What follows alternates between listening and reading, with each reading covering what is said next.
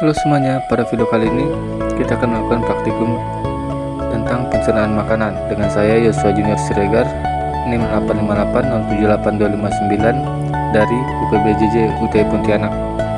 Tujuan dari kegiatan praktikum ini adalah agar dapat mengurutkan bagian dari sistem pencernaan. Adapun alat dan bahan yang digunakan adalah gambar sistem pencernaan dan alat tulis. Adapun yang dimaksud dengan sistem pencernaan adalah rangkaian organ dalam tubuh yang bekerja bersama-sama untuk memecah makanan menjadi nutrisi yang dapat diserap oleh tubuh. Kemudian nutrisi tersebut digunakan untuk energi dan fungsi tubuh lainnya.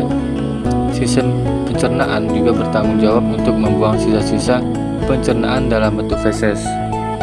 Alat pencernaan terdiri dari 1 mulut, 2 kerongkongan, 3 lambung, 4 usus halus, 5 usus besar, dan 6 anus. Selanjutnya saya akan menjelaskan fungsi dari masing-masing alat pencernaan tersebut. Yang pertama, mulut. Mulut berperan penting dalam sistem pencernaan sebagai organ pertama yang memproses makanan. Fungsi utama mulut adalah mengunyah, menelan, dan memulai proses pencernaan kimiawi dengan menghasilkan air liur yang mengandung enzim amilase. Yang kedua, kerongkongan. Fungsi kerongkongan dalam sistem pencernaan adalah sebagai saluran yang menghubungkan mulut dengan lambung, sehingga makanan dan minuman dapat ditelan dan dibawa ke lambung untuk dicerna. Kerongkongan juga membantu mencegah makanan dan minuman masuk ke saluran pernapasan. Yang ketiga, lambung.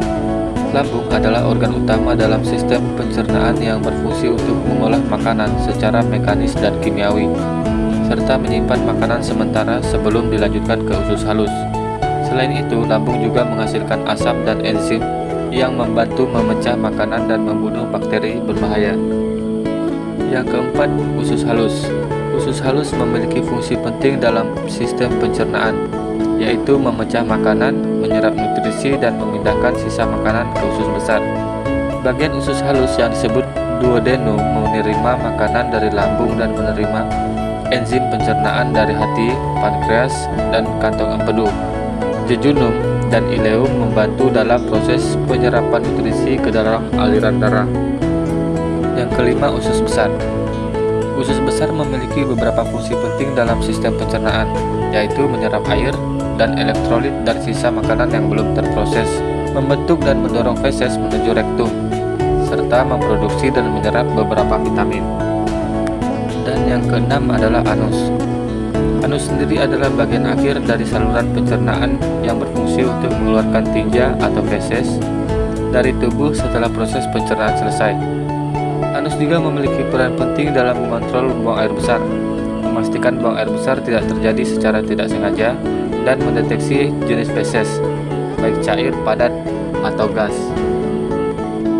Adapun kesimpulan yang dapat diambil dari percobaan struktur sistem pencernaan ini adalah sistem pencernaan bekerja secara koordinat untuk mengubah makanan menjadi nutrisi yang dapat diserap tubuh. Mulut memproses makanan secara mekanik, kerongkongan menyalurkannya ke lambung, kemudian lambung mencerna secara kimiawi, usus halus menyerap nutrisi, usus besar menyerap air, dan anus mengeluarkan sisa.